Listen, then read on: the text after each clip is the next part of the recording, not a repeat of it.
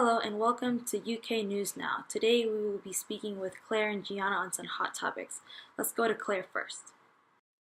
How has Great Britain evolved into a nanny state, and what are some problems from being a welfare state? Well, first let's define what a welfare state is. A welfare state is when the state takes primary responsibility for the welfare of its citizens. This includes matters of healthcare, education, employment, and social security. This idea entered Britain's system through William Beveridge, Churchill's commission chairman, during World War II. It started with a series of acts in Parliament, like the National Insurance Act in 1945 and the Industrial Injuries Act in 1946.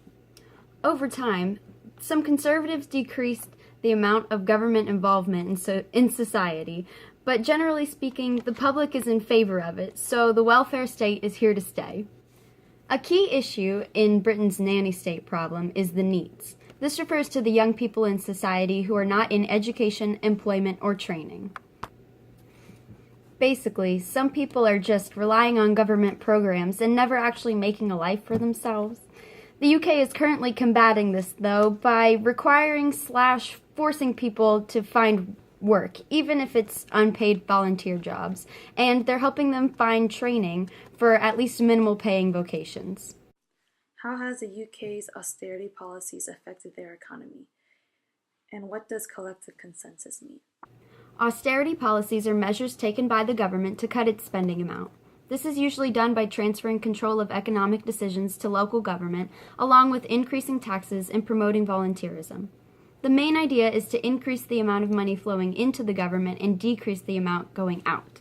This can increase confidence and morality in the economy because the government isn't spending more than it has.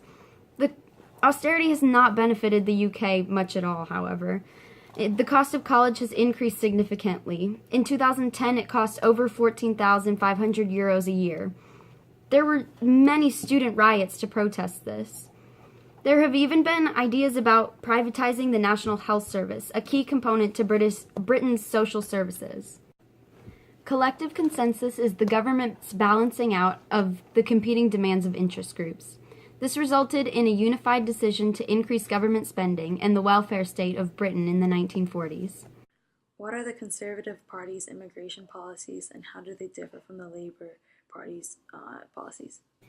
The Conservative Party is pretty much over immigration. They want to reduce the number of people coming in each year to under 100,000 and increase fees for people living there on employment or student contracts.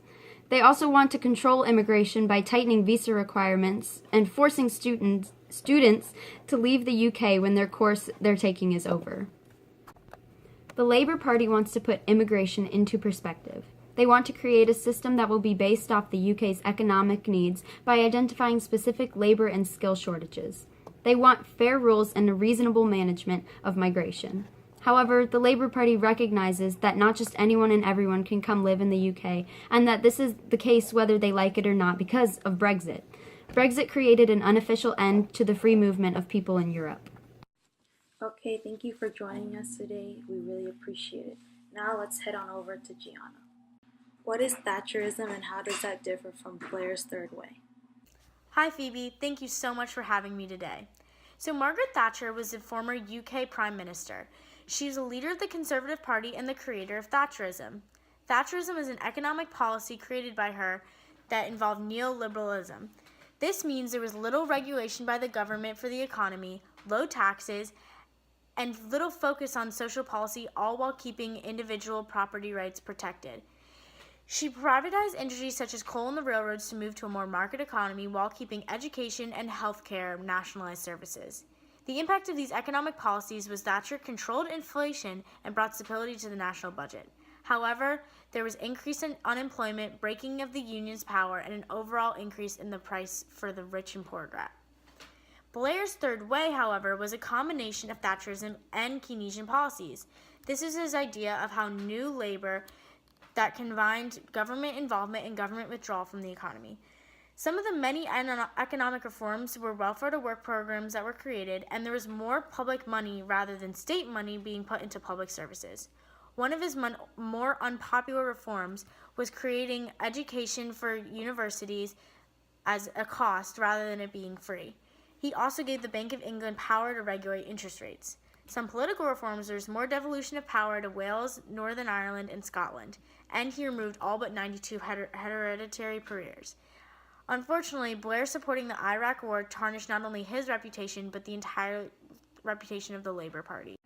What are some devolution trends in the UK, and what are some causes and outcomes of the Scottish independence? So the major devolution trends include regional parliaments gaining powers. The office of Lord Chancellor, who is the head of the judiciary, was broken into 3 positions. They now appoint Judicial Appointment Commission, and they appoint judges. They made the Supreme Court independent and is no longer in the House of Lords, and most hereditary peers' positions have been eliminated. London is also allowed to now elect their own mayor. On the issue of Scottish independence, a major issue and reason Scotland wants their independence is because London controls 95% of taxes received and makes Scotland's budget decisions for them. Scotland wants more power to tax and then keep those taxes for themselves. This led to a referendum on Scottish independence that ended up failing, but there is new legislation which will cede this power to Scotland. Why was a Brexit referendum successful, and when will Great Britain officially be out of the EU?